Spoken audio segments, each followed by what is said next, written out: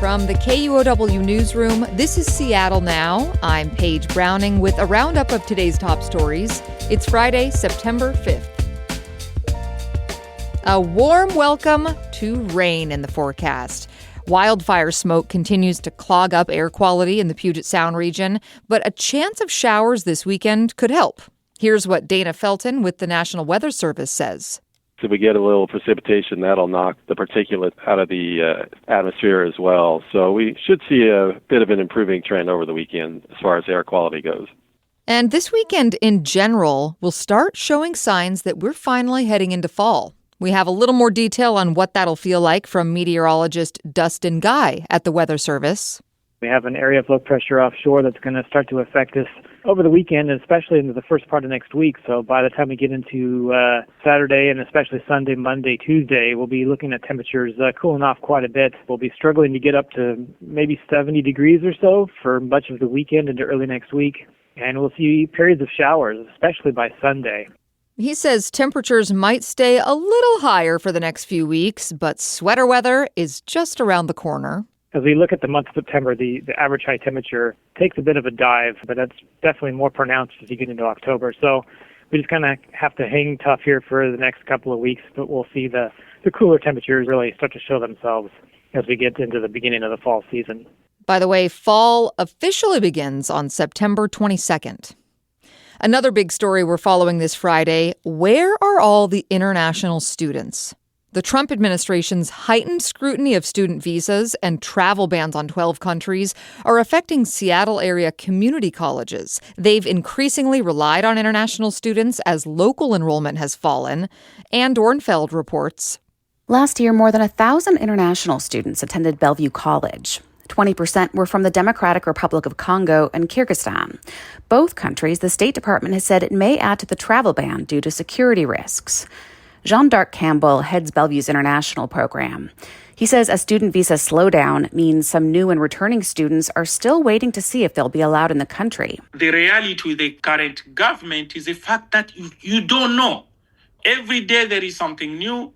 Every day there is a new policy. Other schools are also feeling the strain. At Shoreline Community College this fall, new international enrollment is down 26%.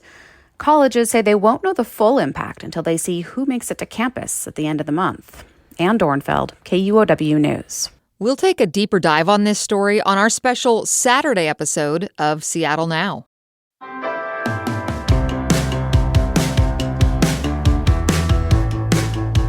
A plea from a pilot today.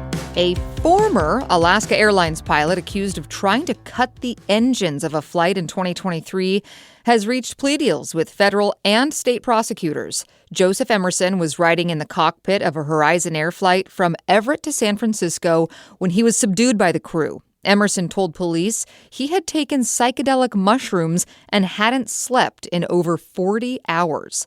His attorney says he'll enter guilty and no contest pleas to take responsibility and to avoid further time behind bars. On the immigration beat, dozens of people packed a federal courtroom in Seattle today. They were there to show support for a West Seattle man, originally a refugee from Laos. He was detained by ICE back in July. Gustavo Sugrero reports. Alan Fitzeticone's arrest came as a surprise to his family, but his wife of 26 years, a U.S. citizen, Cheryl Eugenio, has also been surprised with the support her family's been receiving from the community. We're very private people, and so, even some of my own family members, I didn't really tell them about it. Around 80 people arrived at the courthouse today. A fifth of the crowd was family. The support, we're just so overwhelmed by all the supporters out there. Different groups have reached out to me, people within the school. The family has been a fixture in West Seattle. Eugenio works as a secretary for a local school district and says her husband will help at school and sporting events for their kids over the decades. Fitzeticone's attorneys were arguing in court today that his arrest was unlawful and he should be released and given time to plead his case. They're concerned that the federal government will try to deport him, potentially to a third country. Gustavo Sagrero, KUOW News. We would not leave you today without a mention of the big sports event this weekend, Hall of Fame weekend for Sue Bird, one of Seattle's most celebrated athletes. Tomorrow, the All-Stars set to be enshrined into the Naismith Basketball Hall of Fame. After many, many games, assists, and announcer calls in her favor. Stewart couldn't finish, no foul. Howard keeps it alive. Bird connects! It's Sue Bird's building! That's the call from the 2018 WNBA semifinals when the Storm beat the Mercury and went on to win the championship. Bird's career spanned more than 2 decades. She helped the Storm win 4 WNBA titles and has the league's career records for assists, all-star game appearances, and minutes played. She also became the first athlete to have her WNBA team dedicate a statue of her in her honor. We'll have more on her legacy next week. You can see Bird's statue at Seattle Center, but here's some news on some of the other public spaces in the city. 3 Seattle parks are closed due to safety concerns, but now they could get some upgrades. Casey Martin reports. Lake City Mini Park is in the heart of the neighborhood. It's an open concrete plaza. Nobody is sitting here today because the space is closed off with tall chain link fences. This park, one in Capitol Hill, and a pavilion in the Central District are closed until late October. Seattle's Parks Department wouldn't say why, other than they've each been impacted by negative activity. A park spokesperson said over the next 2 months, they'll consider changes like adding fences, lighting, and planters. People experiencing homelessness in Lake City have lived in tents at the park for years, but it's unclear how many were here when the park was closed last week. Some neighbors were surprised to see the chain link fences up, saying they feel the park is mostly safe. A mural was recently added, and last month, the park was used in the neighborhood's summer festival and night parades. In Lake City, I'm Casey Martin, KUOW News. A wildfire note, the largest fire in Washington state right now keeps growing. The Bear Gulch fire is now estimated to be 10,000 acres in the Olympic National Forest. Crews lost ground in the last couple of days, but U.S. forest managers say cloudier skies today and the chance of rain means a large fire spread is not likely.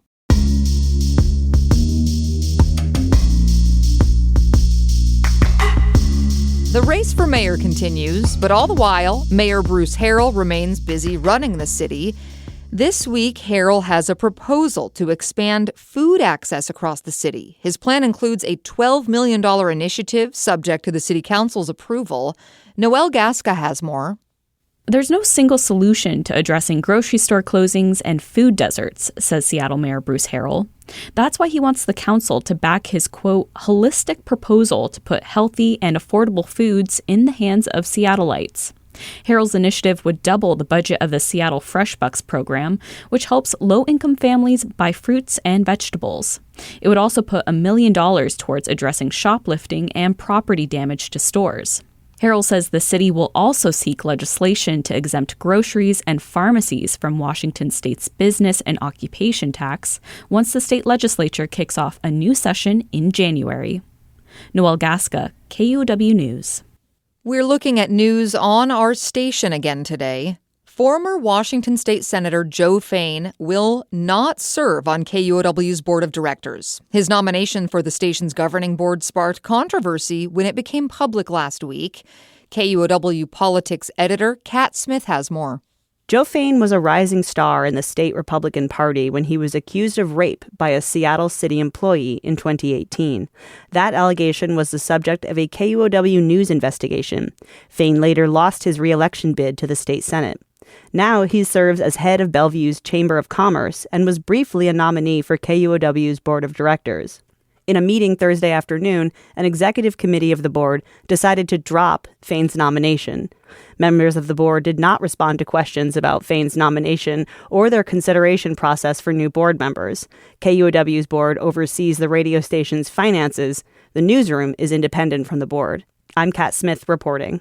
Fain hasn't responded to a KUOW request for comment.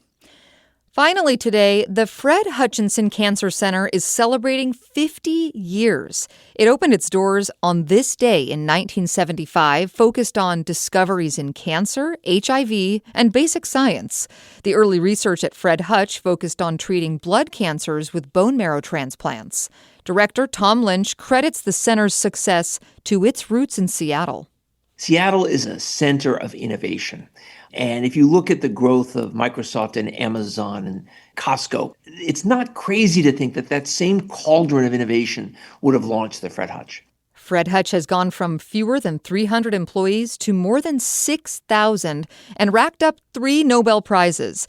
It faces economic headwinds under the Trump administration, though. This year, the center announced layoffs amid federal cuts to science and health funding.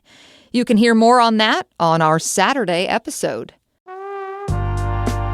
Next week on Seattle Now, after 13 years, Seattle police are no longer under federal oversight. Is it time for Seattle's consent decree to end? Regardless of who's president right now, I think people on all sides of the spectrum say yes. Hear that Monday morning. And that's all for today from the KUOW Newsroom in Seattle. Our producer is Andy Hurst, and I'm Paige Browning. Seattle Now and KUOW are members of the NPR network. Have a great weekend.